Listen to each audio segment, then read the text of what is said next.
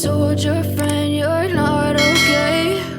And tell me what's wrong. Selamat datang kembali di channel Audian Audina. Saya di sini masih bakal mencoba untuk membahas Jujutsu Kaisen ya, dan saya coba membahasnya dengan cara yang sedikit berbeda. Lalu kebetulan kali ini saya membahas tentang Maki yang membantai klan Zenin sendirian ya. Apa saja fakta-fakta menarik di dalamnya? Silahkan ditonton sampai selesai di sini. Jangan lupa di subscribe juga buat yang belum. Lalu kalau udah, kita mulai langsung aja pembahasan utamanya. Fakta pertama di sini adalah tentang plot cerita awal tragedi berdarah ini. Nah, jadi ceritanya itu pada awalnya Maki sebenarnya nggak ada niatan ngebabat habis klannya sendiri. Dia itu ceritanya kembali ke klan Zenin sebenarnya hanya untuk mengambil aset alat kutukan yang udah jadi milik ketua klan Zenin saat ini, yaitu Megumi Fushiguro.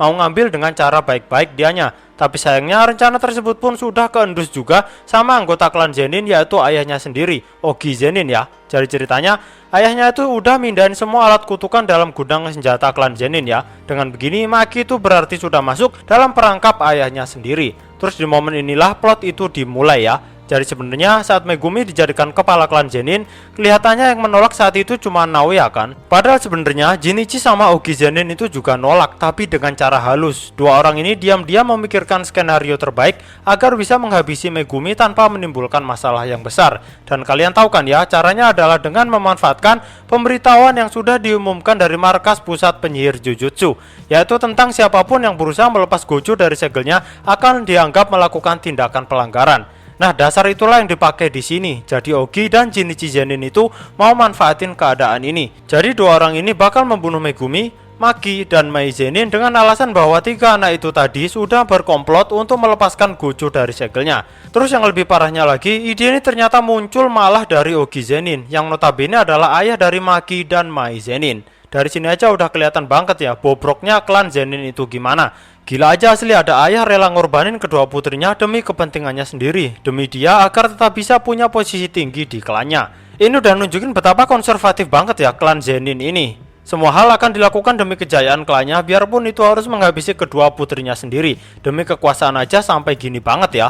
Nah, terus yang bikin saya lebih dongkol lagi di sini, Ogi Zenin itu bilang bahwa dulu saat pemilihan kepala klan, dia ini gagal jadi yang terpilih karena kedua putrinya ini. Dianggapnya kedua putrinya ini adalah beban. Diakuinya pada saat itu kalau secara kemampuan, baginya teknik kutukannya itu sebenarnya nggak kalah hebat sama milik kakaknya, yaitu si Naobito Zenin.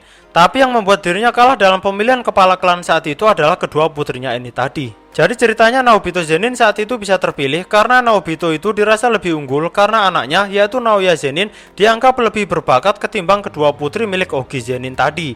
Asli ya, kok ada orang kayak gini? Dia kalah nyalon jadi kepala klan tapi yang disalahin anaknya. Kenapa dia nggak pikir cara lain gitu, gimana cara agar dia terlihat lebih layak dari Naobito Zenin? Kok malah nyalahin anaknya? Itu darah dagingnya sendiri loh cuy. Bisa-bisanya ya ada orang kayak gini. Terus jujur aja udah saya sekalian, kalau pada nyatanya anggota klan Zenin itu wataknya kayak gini semua, ya memang udah pantas lah kalau mereka dibabat habis sama Maki seorang diri. Fakta kedua di sini adalah tentang kebangkitan potensi yang sebenarnya dari Maki Zenin. Nah, jadi ceritanya Maki pada dasarnya memiliki tubuh batasan surgawi sama seperti Toji Zenin ya. Tapi ada sesuatu yang menghambatnya untuk mencapai kemampuan tertinggi dari tubuh batasan surgawi tersebut, yaitu karena dia ini dilahirkan sebagai anak kembar bersama Mai. Nah, dalam dunia siri Jujutsu, anak kembar itu sebenarnya dianggap hanya satu individu. Jadi dihitung cuma satu orang saja dengan satu kemampuan bawaan. Tapi karena pada nyatanya mereka berdua ini terlahir secara kembar, kemampuan bawaan itu pun akhirnya malah terbagi-bagi. Maki diberkahi fisik yang kuat, sedangkan Mai diberkahi energi kutukan. Tapi kondisi ini pun akhirnya bisa berubah, dan ini terjadi di momen saat Mai mati ya. Dia yang mati ini telah pergi sambil membawa semua energi kutukan pada diri mereka berdua. Dengan begini, syarat sempurna dari tubuh batasan surgawi sudah terpenuhi ya. Limiter Maki sudah hancur sekarang. Dia sudah bisa mencapai potensi penuh dari tubuh batasan surgawi. Sebagai ganti tidak memiliki energi kutukan sama sekali, kini Maki Zenin malah memiliki kemampuan fisik seorang manusia super. Bayangin aja Maki yang baru dibangkitkan potensinya ini udah langsung nyincang banyak arwah kutukan tingkat 2 ke bawah di sini. Dan tak lama setelah itu pun dia udah langsung aja nebas ayahnya juga, yang bahkan gak sempat memberikan perlawanan kepadanya. Ogi Zenin itu ceritanya di momen ini masih berteriak ngejelekin Maki ya. Tapi dia ini sendiri gak sadar bahwa di momen saat dia berteriak ngejelekin Maki, kepalanya itu udah ketebas.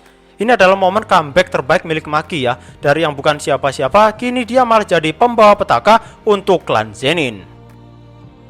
Fakta ketiga di sini adalah tentang pembantaian sepihak yang mengerikan. Kenapa saya bilang mengerikan di sini? Karena apa yang dilakukan Maki ini sebenarnya tergolong tindakan kriminal tingkat tinggi. Dia benar-benar membabat habis anggota klan Zenin sendirian. Ingat ya teman-teman, sendirian. Terus ironinya lagi kan klan ini adalah keluarganya sendiri.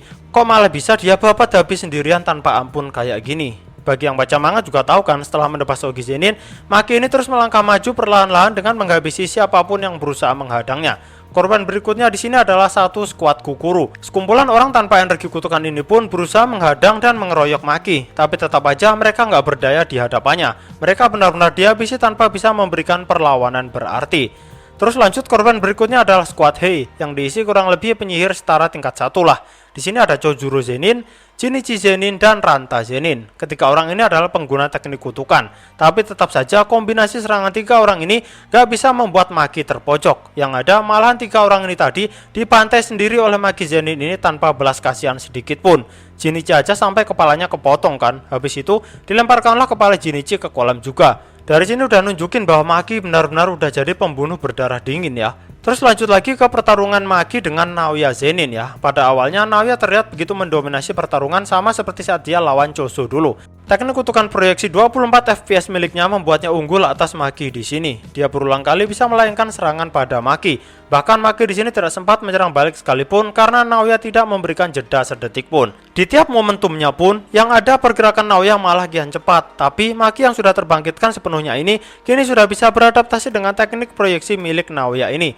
Jadi saat dirinya tersentuh oleh Naoya, Maki pun bisa mengikuti aturan untuk melakukan 24 gerakan dalam 1 detik. Sehingga di saat-saat akhir Naoya mau melakukan serangan penghabisan, dirinya malah terkena serangan balik yang fatal dari Maki.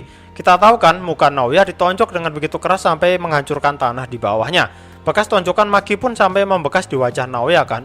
Lucunya juga Naoya belum sempat selesai bicara ya di sini, tapi malah dia udah di KO duluan sama Maki. Tapi Naoya juga sempat hidup sih di sini. Kocaknya dia itu terus malah mati di tangan bukan seorang penyihir Jujutsu. Dia mati di tangan ibunya Maki sama Mai Zenin ya. Ditikam pakai pisau dapur lagi. Yang mana dari hal inilah nanti Naoya malah bangkit sebagai arwah kutukan di Cooling Game. Kenapa jadi arwah kutukan? Ya karena Naoya ini kan penyihir Jujutsu, tapi dia malah mati dari pisau dapur biasa. Coba kalau dia dihabisi pakai senjata kutukan atau teknik kutukan, Naoya bakal mati gitu aja. Tapi ya karena dihabisi pakai pisau dapur yang notabene bukan alat kutukan, Naoya pun akhirnya terlahir kembali sebagai arwah kutukan.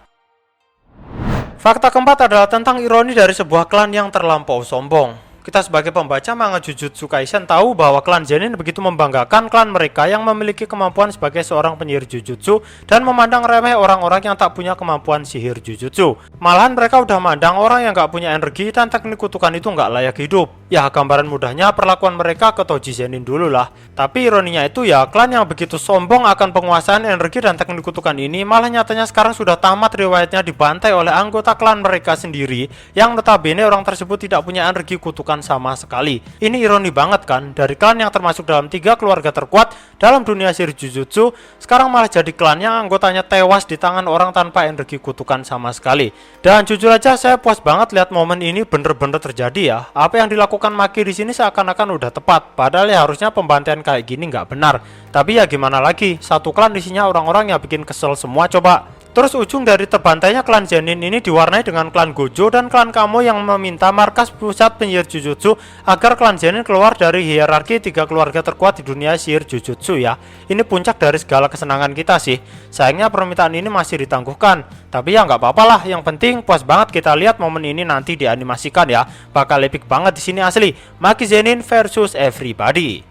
Oke, itu semua pembahasan yang bisa saya berikan di sini. Jika ada yang kurang, silakan kalian tambahkan, dan jika ada yang salah, silakan kalian koreksi. Terima kasih buat yang udah nonton. Cek juga video saya yang lain. Sampai jumpa lagi.